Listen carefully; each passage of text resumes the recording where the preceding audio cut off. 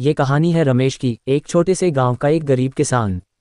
उसके पास सिर्फ आधा एकड़ जमीन थी, एक पुराना हाल और कुछ पुराने कपड़े।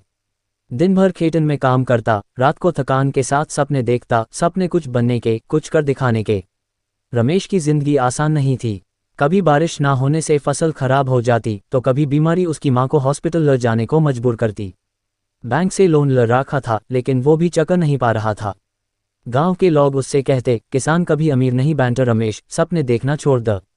एक दिन रमेश ने एक सेमिनार में सुना कि ऑर्गेनिक फार्मिंग का दौर आ गया है।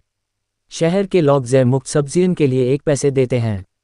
उसने तय किया अब वो खेती नए तरीके से करेगा। उसने अपनी पुरानी फसल छोड़कर ऑर्गेनिक खेती शुरू की। शुरुआत में लोगों ने उसका मजाक बनाया, कहा गोबर और नीम से क्या होगा। लेकिन रमेश ने हार नहीं मानी। यूट्यूब पे वीडियोस देखे, नई टेक्निक सीखी और रोज नए नए प्रयोग करता। एक साल तक मुनाफा कम था, लेकिन क्वालिटी इतनी अच्छी थी कि शहर के लोग उसके सब्जियों के दीवाने हो गए। फिर रमेश ने एक ऐप के जरिए अपनी सब्जियां बेचनी शुरू की।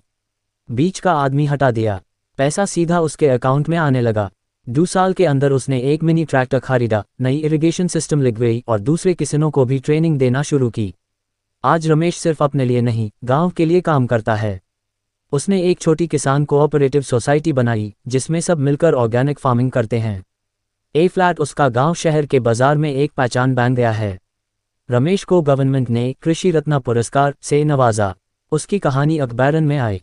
आज उसके पास अपना घर है और एक छोटा सा कोल्ड स्टोरेज प्लांट भी। लेकिन सबसे बड़ी बात, उसके सपने अब सच हो चुके हैं।